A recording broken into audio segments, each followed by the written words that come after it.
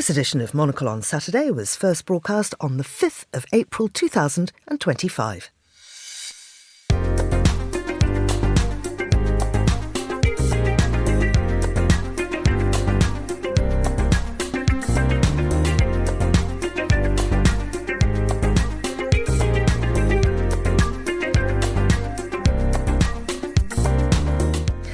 I'm Georgina Godwin, broadcasting to you live from Midori House in London. This is Monocle on Saturday.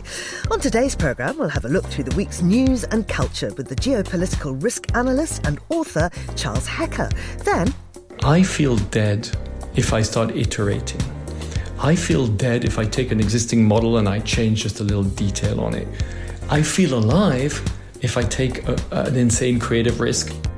Monocle's luxury markets editor Brenda Toohey speaks to the founder of the innovative watch brand MB&F at the Watches and Wonders trade show in Geneva. Plus, singer-songwriter and multi-instrumentalist Eska joins us in the studio ahead of her Donna Summer Reimagined event at the Roundhouse next week. That's all ahead here on Monocle on Saturday with me, Georgina Godwin.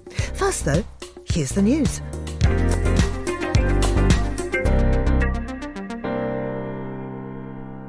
Global stock markets plummeted further on Friday after China said it would strike back at US President Donald Trump with additional tariffs of 34% on US goods, escalating a trade war that's rattled investors and fed fears of a coming recession. The trade war has spurred the biggest market losses since the pandemic, wiping out $5 trillion in stock market value for S&P 500 companies by the time markets closed yesterday.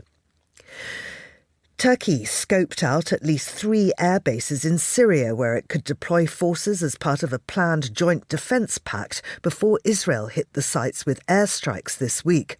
The bombardment signals the risk of a deepening rift between two powerful regional militaries over Syria, where Islamist rebels have installed a new government after toppling former leader Bashar al-Assad in December. And British police say they've charged actor-comedian Russell Brand with rape and multiple counts of assault in cases relating to 4 separate women between 1999 and 2005. Brand, who was once one of Britain's most high-profile broadcasters and is the former husband of US pop singer Katy Perry, denied the allegations when they first emerged in 2023 and said he had never had non-consensual sex. And that's your Monocle Radio News. Hello and welcome to Monocle on Saturday. I am very happy today because my favourite newspaper reviewer is back. Charles Hecker, I'm so happy to see you. Tell us where you've been and what you've been doing. Georgina, it's an absolute delight to be back into the studio. It is once again sort of fresh to be here, yet comfortable, and easing behind the microphone with you is an absolute delight. I'm thrilled to be back. I have been in the United States for a month on a publicity tour for my book. It's gone extremely well. It was exhilarating. It was challenging. It was a lot of travel. It was exhausting. It was all of those things, but it was fun. I'm very, very happy to be back in London, although I'm heading back to the US on Monday for a second bite at the cherry. I mean, the thing that's amazing, Charles, is that you're a debut author, right? That's right. And your book, Zero Sum, comes out. It's got incredible reviews. It's had so much kind of attention paid to it. And it went down a storm in the States too. Well, I'm the beneficiary of a great deal of fortuitous and coincidence. And so the moment I got off the plane in New York on arrival for the book publicity tour, I switch on my phone while I'm waiting at baggage claim, and my phone absolutely blows up because I arrived as Zelensky was sitting in the Oval Office being berated by President Donald Trump and Vice President J.D. Vance. And the Russia story in the United States took the book with it and went absolutely viral. And the book just exploded because the United States is now in normalization mode with Russia. And businesses across the United States are talking about going back. And the book, of course, is about the last 30 years of international business in Russia. And so the topic just blew up everywhere I went. Well, and I mean, the thing is, excuse me, it really deserves it. It's a very well-written, very thoroughly researched book too. So thank you. You're very kind. But the point is about, if we look at this normalization with Russia, nothing in the States appears to be normal at all at the moment.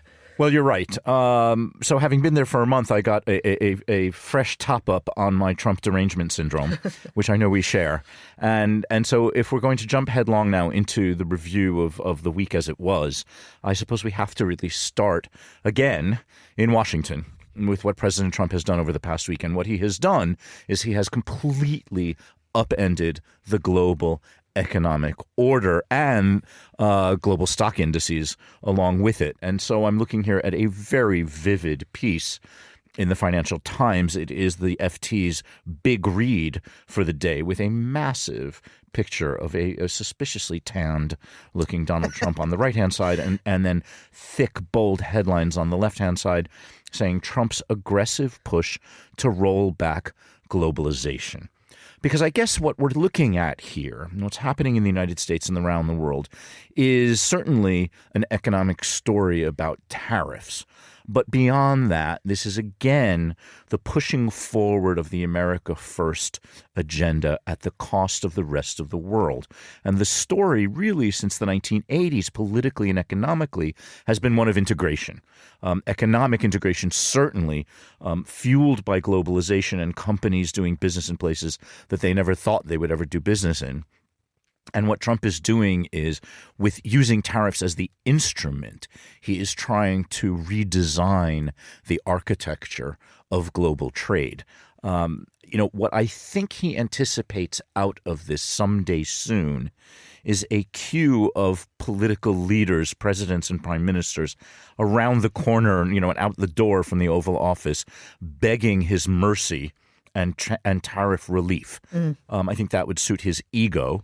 But beyond that, those presidents and prime ministers may not have much luck because the driving force behind all of this, tariffs or not, is to change the way the world works. Yeah. And to be fair, he's always thought this, as the FT points out. That's right. So here's the sort of the shock of what's happening in the U.S. and in part the sort of frantic pushback against what Trump is doing. And I do use the word frantic intentionally because the mood in the United States, having been there for a month, is nothing short of feverish.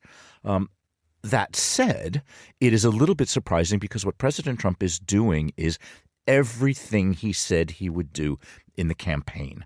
Very little of this should be coming as a surprise. Yet, when you see it unfold on the streets and in the media and at universities and in companies and at law firms and in business with these tariffs, when you see it actually unfold as promised, it's really quite a shock.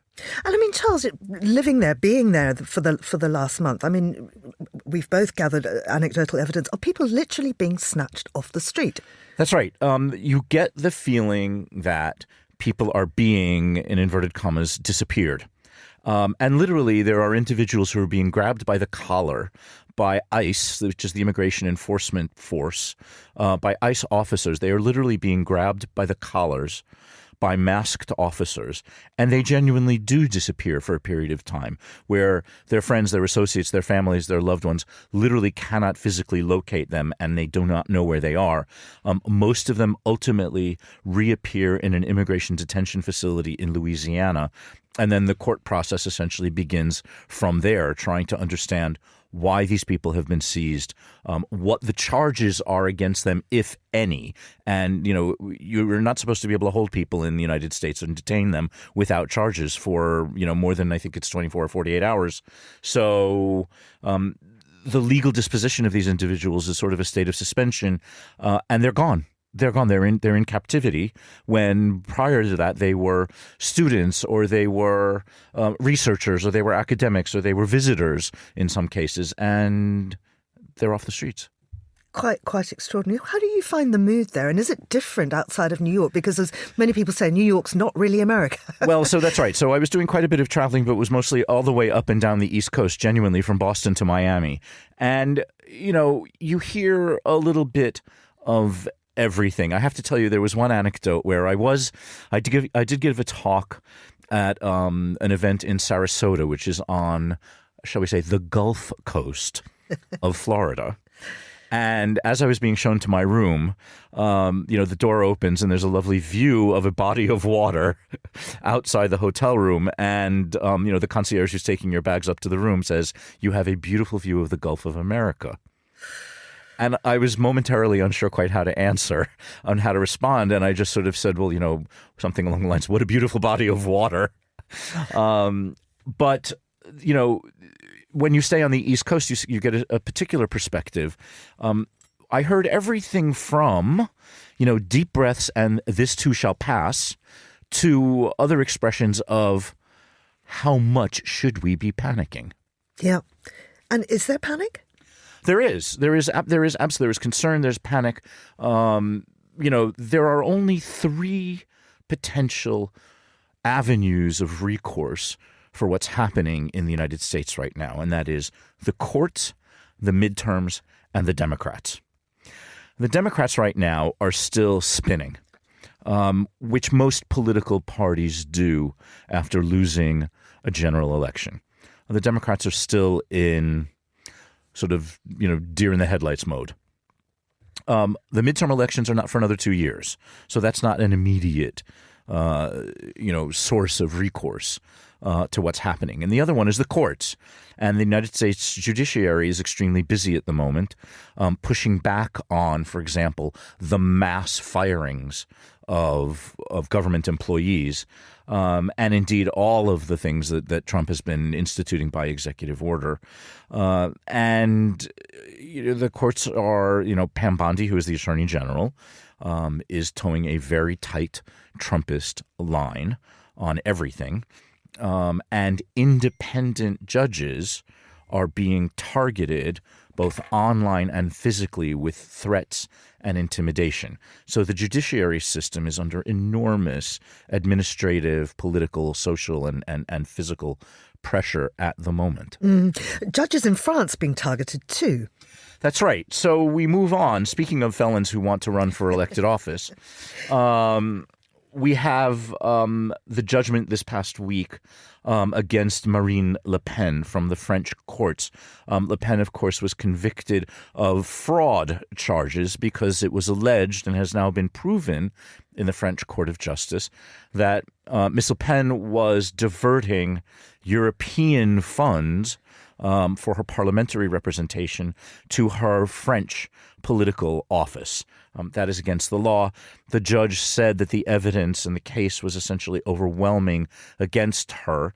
But Marine Le Pen has done what demagogues do all around the world, and that is that she has she's had a go at and is assailing the French judiciary. And she's saying that judges are corrupt and politicized. And of course, they are now themselves, as everywhere else, coming under the same sort of threats and intimidation and social media pressure and political pressure. These are, of course, the same people who, if they had said that nothing here was done wrong and that Ms. Le Pen was innocent, she would have been praising the transparency and the functionality, the functionalism of the French judiciary. But since the decision went against her, of course, the judiciary is bent and politically minded. The question that's now sort of resonating across French society and French politics is whether the judiciary, whether the courts should be telling voters who they can and can't vote for. Because part of Marine Le Pen's sentence was that she was barred from running for political office. And so the more legitimate question, I suppose, is, according to the French Constitution and French jurisprudence, where does this decision lie? Does it lie with party functionaries? Does it lie with the judiciary? Does it lie in the Constitution or with the executive? And there is an appeals process that Marine Le Pen will take advantage of aggressively, and that is her right.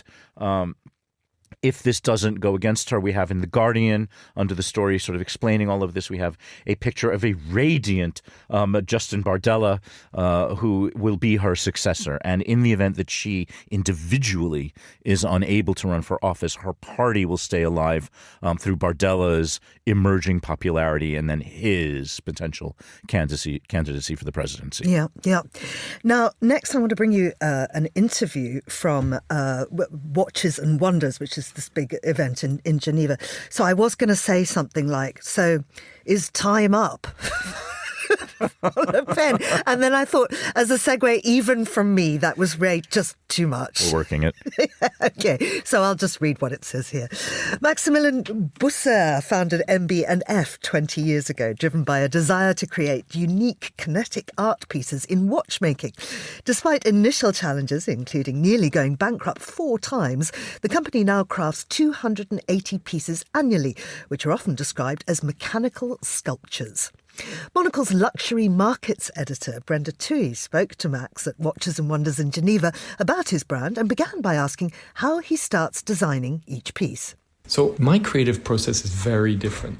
So in watchmaking, usually the engineers and watchmakers create a movement which has got some sort of innovation on it, and then everybody scratches their head and like, how are we going to clothe it?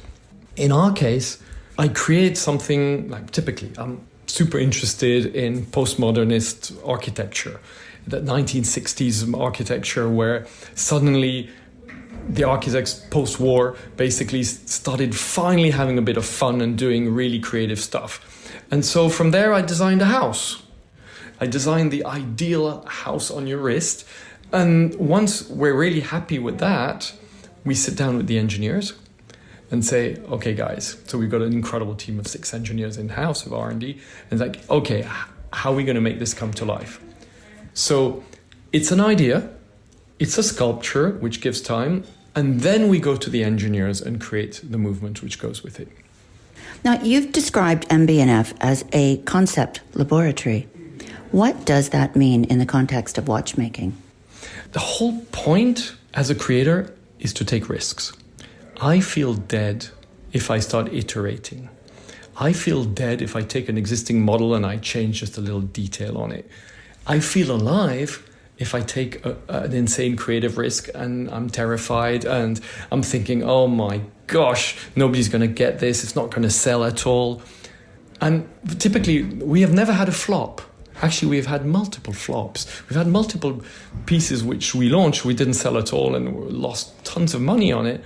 But I'm proud of each of them. Max, collaboration is at the heart of MB&F. Can you talk about how you choose collaborators and what makes for a successful creative partnership? I think we have to already differentiate branding collaborations and creative collaborations. The world is filled today with brand collaborations. So brand X and brand Y. Oh, my color is blue or my logo is red and white and I'm going to slap it on your product and we're going to make a bit of buzz around it. That's not what makes my heart pound faster. Creative collaboration is 2 real creators who will together create a product with neither would have had the ideas or the capacity to create. And indeed, the Bulgari MB&F Serpenti is a great example. So from there, how does it work? You first need to have 2 strong characters, creative characters on each side, which are not the same. You don't want to do a collab with somebody who is exactly like you.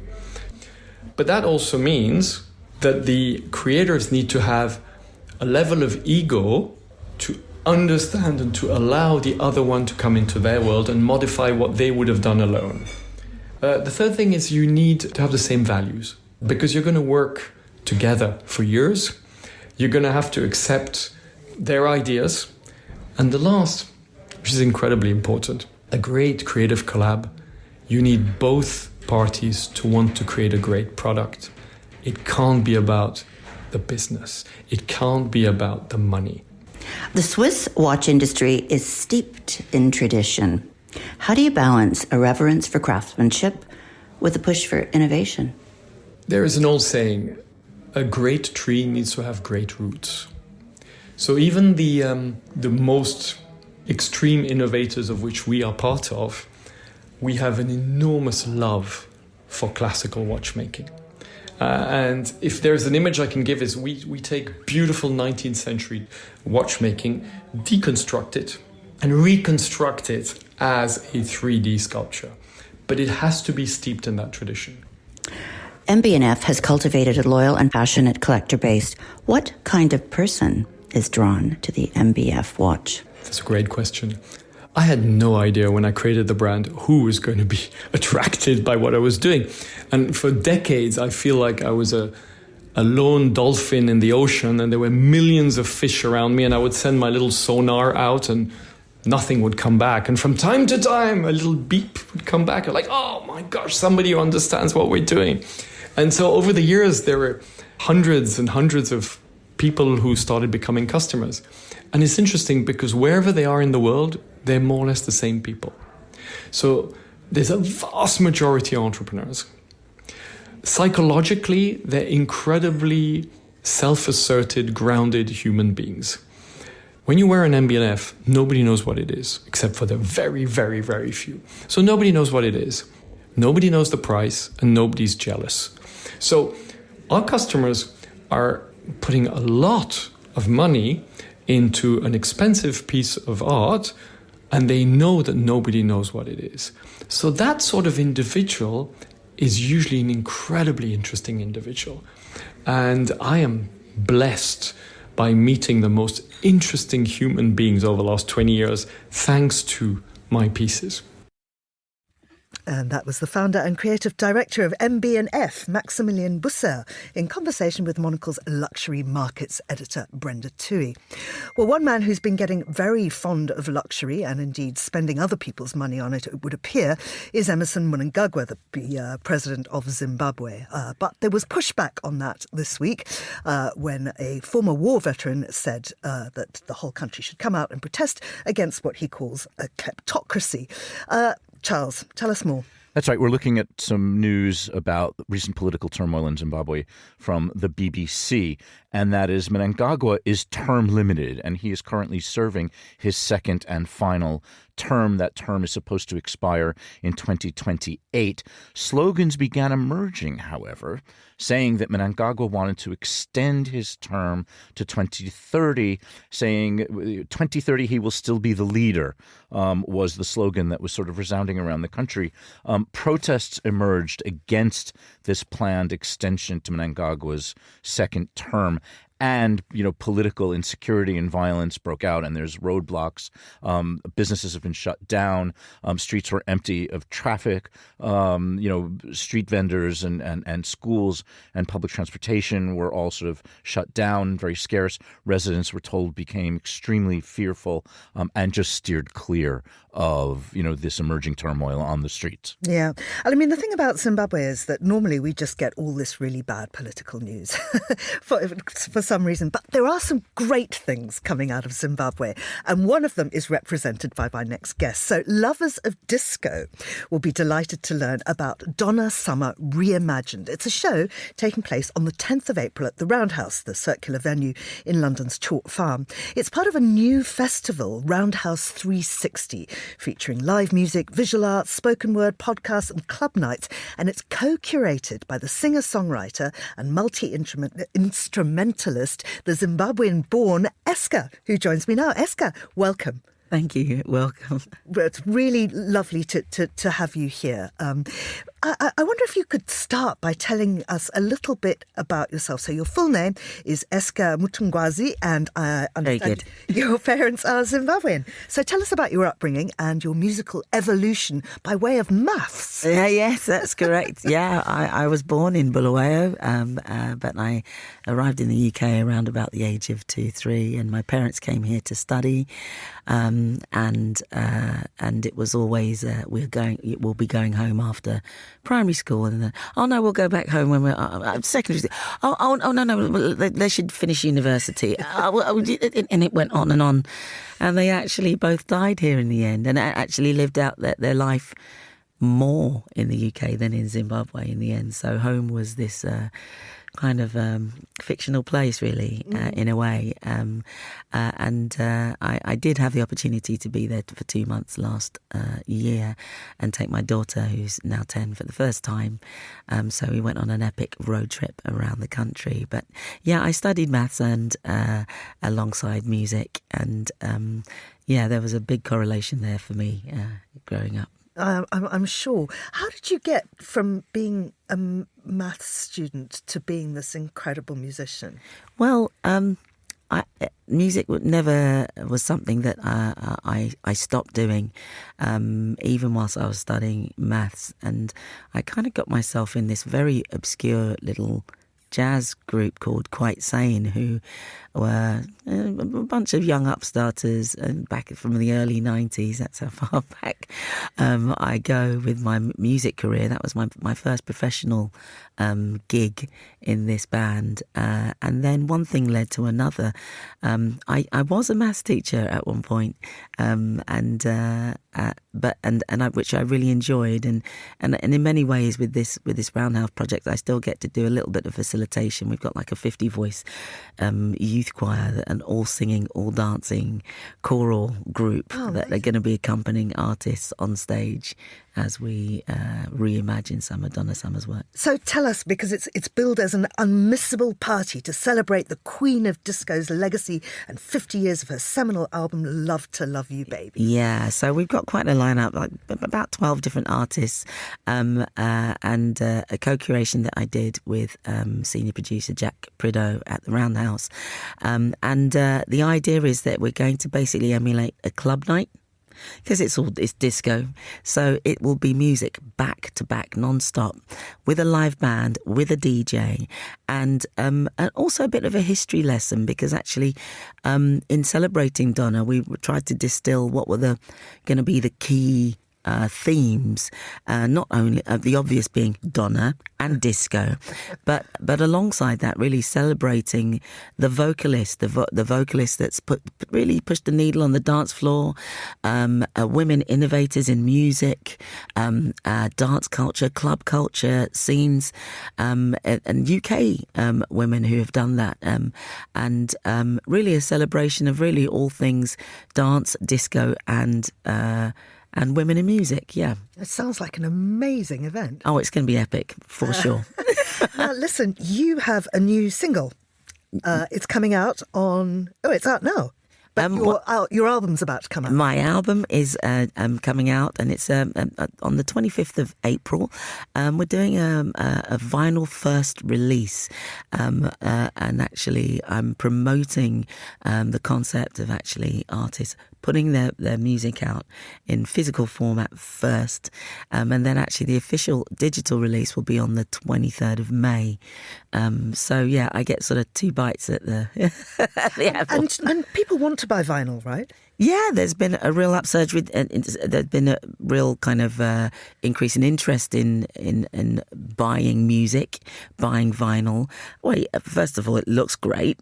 There's that, but also I think it's that connection. It's a much more tangible connection with the artist and their art, and also there are so many benefits for artists like myself in terms of just remuneration, as well as actually honouring those people who buy vinyl by actually them getting to hear the music almost a month ahead of the official release. They get to hear it before everybody else. Yeah. I mean, I remember my days broadcasting for the Zimbabwe Broadcasting Corporation, Radio 1 on that. Of course, it was all just vinyl. Yeah. And then CDs came in, and they were just the great big thing. That's right. Well, in honouring that, we're actually doing an in-store. We're doing an in-store tour, and we'll be in London on the 29th of April. So just after the vinyl first release, we'll be doing some tours of record stores and performing. Fantastic. And so your new single's called Magic Woman. Yeah, the current one, and actually, we actually have another one coming out next Friday called Human. Yeah. Excellent. And the album is The Ordinary Life of a Magic Woman. Yeah. Esker, thank you so much for talking to us. That's just... Thanks for having me. So Esker is co-curating the Donna Summer Reimagined event on the 10th of April at the Roundhouse 360 Festival. More details on the Roundhouse website. And you've probably got a website too, do you? Yes, Esker Online. Esker Online. You can find out more there. Charles is still with me. Charles, your president... Well, my president. You mean the one who's over there in the United States in the White House? Yeah. Used an extraordinary turn of phrase the other day. He was talking about Putin, and he said he was pissed off with Putin. I thought that was really odd, because Americans, when they mean they're cross with someone, generally say pissed. And in Britain, when we say pissed, we mean drunk, and we say pissed off when we mean cross with somebody. Apparently, this is a story in the Times, British slang is taking the US by storm. Is Trump just a victim of this? That's right.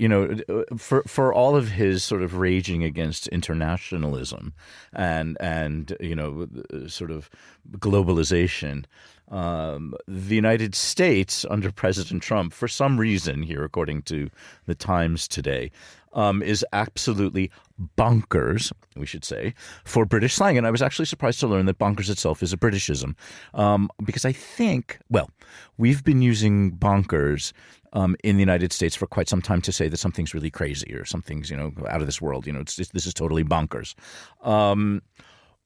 There's a less polite interpretation of the word, of the root of the word bonkers, but that is the fastest growing British slang word in the United States. I was particularly intrigued to learn that the word queue is catching on in the United States. And so, Americans like to wait in line.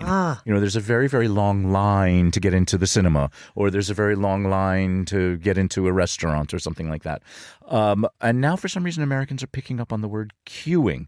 And so what this is pointing to a little bit is sort of the seepage of British culture, British television, British music, British language, literature, and media into the United States, perhaps against the wishes of their isolationist president. But, when you have platforms like Netflix or Amazon Prime or all the various streaming services that have a sort of buffet of American and British media, when you click on a British series, you absorb all of the Britishisms, and they're going down quite a treat. Quite a treat. In the United States. Charles, thank you very much indeed. That's all we've got time for today. Thanks to our producer and our studio engineer, Mariella Bevan, and of course to my guest, Eska, whose song Down Here will play us out, and of course Charles Hecker. Monocle on Saturday returns next weekend. I'm Georgina Godwin. Thanks for listening.